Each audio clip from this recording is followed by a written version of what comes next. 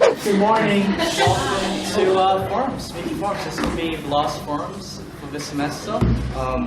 Thank you for coming this afternoon. Yeah, so if you don't know, Forums is an event that CU holds, where we discuss, I guess, challenging ideas and how, in what ways secular thoughts, doctrines, ideas might intersect with Christian faith. So yeah, again, thank you for coming here. CU is a club that whose goal is to make Jesus' name known on campus.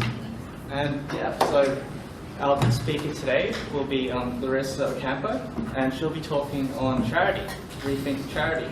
So previously, we've been talking about kind of, I guess, some of the challenges Christianity is faith, the criticisms it's faith, whether it's hypocrisy or ideas in morality. Today we're thinking about a positive application that Christianity has had on history.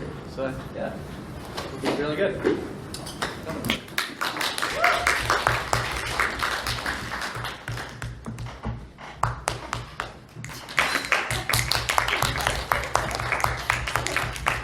Hi everyone, as Fidel has introduced, my name is Larissa, and today I'm going to be asking us to rethink charity and consider how and why the Christian church has had such a profound impact on the way we understand charity. I want to explore how even from its earliest beginnings, the Christian church presented a radical alternative to the culture around it, and how this significant impact in regards to the way they did charity and generosity continued throughout history and how it expresses itself today. And finally, I want to look at the biblical basis for the Christian view of charity and why it offers such a compelling and radical case for generosity. I want to start by saying I'm not an expert by any means. What I do have is a passion in this area and an interest in it, and I have some professional experience working for a non-profit organisation in the aid and development sector, which I did for a few years before I came back and started working with CU. But I'm not a historian and I'm not a theologian. I'm a Christian who's trying to work out how my faith fits in with these big ideas. And not just how it fits in neatly alongside them, but actually how it challenges them, shapes them, and informs them in a really profound way. I've personally found reading and thinking about this topic really, really helpful, so I hope you'll find it helpful as well. Before we get into the history of charity, I want to consider the word itself. So the word charity comes from the Latin word caritas, which means esteem or affection. And caritas was the word that was used to translate the Greek word agape, which means love, and specifically the highest form of love, or the love of God for man and of man for God. This was distinct from other Greek words for love, like eros, which meant erotic love, or philia, which meant deep friendship. So the word itself gives us a bit of a clue into how faith, and how Christian faith in particular, has helped shape our ideas of charity and generosity. Now, before there were churches, before there were Christians, the concept of caring for the poor and vulnerable were a distinctive part of the Jewish faith. We see this in the book of Deuteronomy, which is the 5th book of the Torah and is part of the Old Testament in the Christian Bible. In it, the idea of charitable giving is presented in a series of laws that God gives to his people. For example, it says, "At the end of every 3 years, bring all the tithes of that year's produce and store it in your towns, so that the Levites, who have no allotment or inheritance of their own, and the foreigners, the fatherless and the widows who live in your towns may come and eat and be satisfied, so that the Lord your God may bless you in all the work of your hands." It's in Deuteronomy 14, verses 28 to 29. Now, a tithe was 10% of your total produce or harvest, and usually it was set aside to be given to God. Later in the same book of laws, we read, "When you beat the olives from your trees, do not go over the branches a second time. Leave what remains for the foreigner, the fatherless, and the widow." And similar laws to these pertain to grain crops and vineyards. And the reasoning behind these commands was that your land and everything that it produced, ultimately it didn't really belong to you, it belonged to God. And therefore God could direct the use of it for what he wanted it to be used for. And God tells his people that their excess and their surplus and their profits, they don't belong to them. They belong to the poor, the vulnerable, the outsiders and the foreigners. In the ancient world, this was a truly radical idea. Australian historian and author Dr. John Dixon writes, "It is no exaggeration to say that the ancient Jews invented what we call charity." Now, Christianity certainly inherits the Jewish emphasis on using resources for the poor. And we also believe the bigger theological idea that what we own ultimately doesn't belong to us, but it belongs to God, and we're called to use what we own in ways that please God. But the true innovation of the Christian church was to open up this charity to the rest of the world, to Jews, to Samaritans, Greeks and Romans, believers and unbelievers alike. And more than just a law or a command to obey, Christianity frames charity and generosity as a way of life, a voluntary and radical expression of love. Charity became a distinctive characteristic of the early Christian church, and it was profoundly countercultural for its time. In the book of Acts, which is a New Testament book that details the beginning of the church immediately after the death and resurrection of Jesus, we get a little glimpse of what this looks like. We read about the fledgling community of Christians who gather together, and they share their possessions and they share their lives with each other. In Acts chapter 2 it says, "They, being the believers, devoted themselves to the apostles' teaching and to fellowship, to the breaking of bread and to prayer. Everyone was filled with awe at the many wonders and signs performed by the apostles. All the believers were together, and they had everything in common. They sold property and possessions to give to anyone who had need." There was a radical nature to this love and care for each other. But what was even more surprising was that this love and this charity was extended to those who were outside of the community. The Roman Emperor Julian, writing from the 4th century, says atheism, or the Christian faith, has been specially advanced through the loving service rendered to strangers and through their care for the burial of the dead. It is a scandal that there is not a single Jew who is a beggar, and that the godless Galileans care not only for their own poor, but for ours as well, while those who belong to us look in vain for the help that we should render them. Now here, Emperor Julian refers to Christianity as atheism because the Christians didn't worship the Greek and Roman gods that were considered the mainstream worldview. He also recognises that the unprecedented growth of the early church throughout the Greco-Roman world was partially propelled by the radical way that the Christians displayed charity and generous care for the poor and needy. Now, that's not to say that the Christians were the only ones who extended help to those in need, but Christian charity looked very different from what was being practiced by those outside the church. Roman emperors and other wealthy benefactors did occasionally open their storehouses in times of need, and they would put on public games when the people were bored.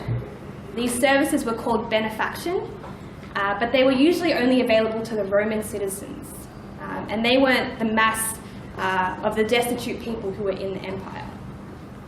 And with this so-called benefaction, there was also always an expectation that the recipients of such gifts would repay their donors with public honour. And this was such the case that this kind of giving was often called philotimia, or the love of honour. Donors loved their honour so much that they gave knowing that they would get public praise in return. So this wasn't altruism and it wasn't charity. Essentially, it was a social contract. Other philosophical movements at the time, like the Stoics, they also practiced gift giving, but it always followed the structure of like helping like. So you would help those who were on the same level as you, the same background as you, the same education as you. Because when the time came that you needed help, those same people, the people who were like you, would repay that in return. The Greco-Roman world was a highly stratified society, and people wanted to keep it that way.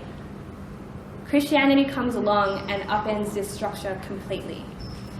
It taught that you were meant to give to those who were unlike you, those who couldn't pay you back, and you didn't do it for public honour. Instead, you did it out of love for man and love for God. Christian charity and generosity stood in stark comparison to the culture around them, and it made waves in the Greco-Roman world. The way Christians loved each other and those around them through this generosity was completely attractive, and many historians think this is one of the reasons that the Christian faith movement exploded in the ancient world. Later on, we see the profound influence Christianity has not just on the personal level, but on an institutional and public level as well. This happens primarily through the establishment of hospitals that Christians started to care for the poor and needy, beginning in around the 4th century. Now, hospitals already existed in the Roman Empire, but they were mostly military hospitals, although there were a few civilian ones.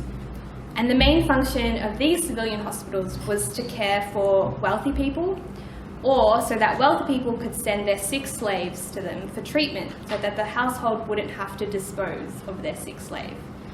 So basically, in order to get healthcare in the Roman Empire, you either had to be a soldier, incredibly wealthy, or the slave of an incredibly wealthy person. By the most generous estimates, only a tiny fraction of the Roman Empire had any access to a hospital. That is, until Christianity comes along.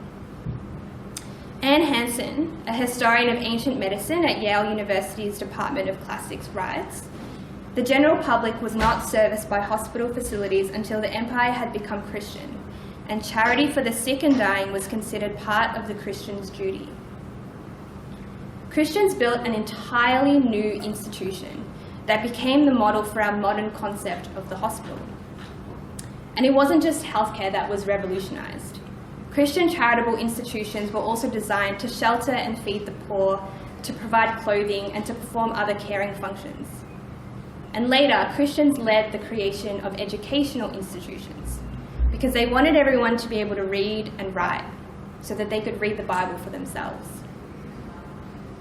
Many of these functions, from healthcare to education to caring for the vulnerable, are now taken up by the state as part of a welfare system.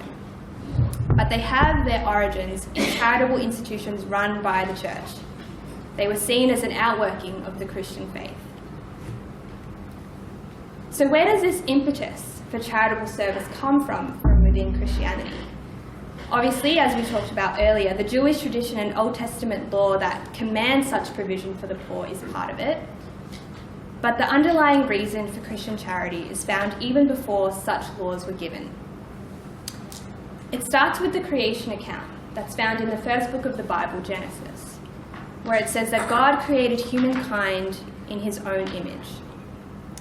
The idea that humans are image bearers of God is called Imago Dei, and it's our most compelling reason to exercise charity. Because humans are made in the image of God, they're inherently precious, inherently valuable, and worth protecting. Imago Dei is even more boldly expressed in the New Testament, where we read that God himself sends his son, Jesus, to become a man and to dwell amongst us. Not only that, but Jesus dies for the sake of humanity, bearing their sins on the cross in an act of self-sacrificial love. Early Christians, and indeed all Christians, believe the motivation for charity is God's self-sacrificial love to us. This love is an ultimate expression of who God is and who we are because we belong to him. Throughout his life on earth, we see Jesus identifying himself not with the wealthy, not with those who had political or religious power, but with the vulnerable, with the marginalized and the forgotten. In the book of Matthew, Jesus talks about the day of judgment, when all people will be held to account for their actions in life, both good and bad. Jesus says to the righteous, "For I was hungry and you gave me something to eat. I was thirsty and you gave me something to drink. I was a stranger and you invited me in. I needed clothes and you clothed me. I was sick and you looked after me. I was in prison and you came to visit me." When the righteous ask when it was they did these things for Jesus, he replies, "Truly I tell you, whatever you did for one of the least of these brothers and sisters of mine, you did for me." If Christians are to take Jesus and his teachings seriously, we have an incredibly compelling case for radical generosity. And more than that, we're enabled to be generous through a trust in God and his provision for us. It means we can hold our money, our possessions, our time more loosely, and therefore give more freely, because our God is the one who sustains us through his provision, not only materially, but spiritually as well. So what does this look like today? There are many non-profit organisations and charitable initiatives that have been started, grown and led by Christians and churches. In fact, most of the leading charitable organisations in Australia and around the world can trace their roots back to Christian founders, including the Red Cross, World Vision, the Salvation Army and St Vincent de Paul. Earlier, we explored how religious institutions like schools and hospitals and programs for the vulnerable and marginalised were unique in their day. And while the state has now assumed most of these responsibilities, religious institutions continue to take some of the pressure off of state institutions. The church continues to be a force for good through the various ways it supports community life and flourishing. But what about in the private, personal sphere? We see that faith-motivated giving is reflected in philanthropy statistics in Australia and overseas.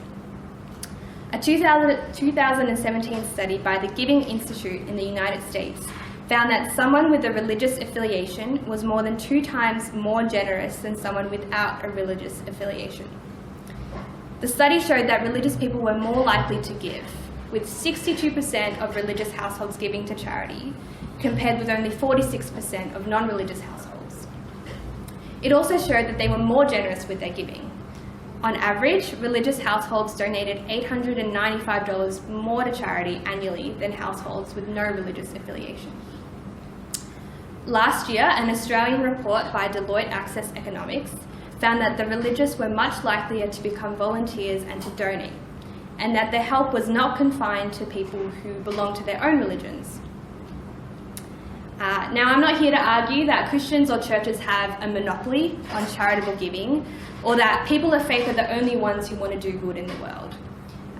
Those studies showed that people of other religious faiths were also more likely to give and to give more than their non-religious counterparts. What I want to say, though, is that I think Christians have a unique motivator for our charitable action. While we no longer follow Old Testament law that says we must give 10% of our earnings to the poor, Christian generosity is mandated by something much more radical than that. If Christians are to take what Jesus says seriously, helping those in need is not an optional extra. It's not a box that you can just tick occasionally. It's a core part of your identity. Jesus himself came to serve those around him, and so we're called to do the same. Something that I realised when I was working in the aid and development sector was that Christians have unique reasons for wanting to care for the poor and the vulnerable and the oppressed. But we have something more than that too. We have a hope for a future when we'll no longer need to do that. Many secular charities and activists work tirelessly for a world without poverty, without injustice and oppression. They want to make poverty history, as their saying goes. And Christians want that too. But Christians know that one day poverty will actually be history. In Revelation, the final book of the Bible, it says that He, God, will wipe every tear from their eyes. There will be no more death or mourning or crying or pain, for the old order of things has passed away. He who was seated on the throne said, I am making everything new. So Christians look forward to this new reality, but in the meantime, we have work to do. We're called to be part of God's plan to reconcile all of creation to himself and to restore it to its right and proper state. Now, some Christians disagree about whether we can make meaningful change in this creation, whether we have the hope of ending extreme poverty, or whether we can actually establish a fair and just society for everyone. But in some ways, it doesn't matter, because until Jesus comes back and ushers in this new reality, there is work to be done. In 1 John it says, let us not love with words or speech, but with actions and in truth. And that is what Christian charity is. It's a radical, sacrificial act of love that affirms the truth of human dignity and worth, the truth of God's generosity to us shown in the person of Jesus, and the truth that one day poverty and suffering will be no more. Today, I've encouraged us to rethink charity and explore how the Christian faith has helped change the way people think about charity and generosity. We've looked at how the earliest Christians challenged the Greco-Roman world and the culture around them by extending generous acts of love to those around them, even if they weren't believers. We've then considered how Christians have established schools and hospitals, pushing these charitable acts from the personal realm to the public one. And finally, we've considered how the Bible gives Christians a unique and compelling reason to be generous with their resources and time, as well as giving us a secure hope in a future free from poverty, suffering, and injustice. If you're a Christian here today, my hope is that this encourages you to live out the radical love through generosity that Jesus did. If you don't consider yourself a Christian, I hope this has given you some food for thought in thinking through how Christianity has had a positive impact on the world, and that it might be a compelling reason to investigate the person of Jesus who brought about this radical shift in the world. The first Christians took up Jesus' radical call to love and action, and it changed the course of history forever. Imagine what it could look like if we did that today.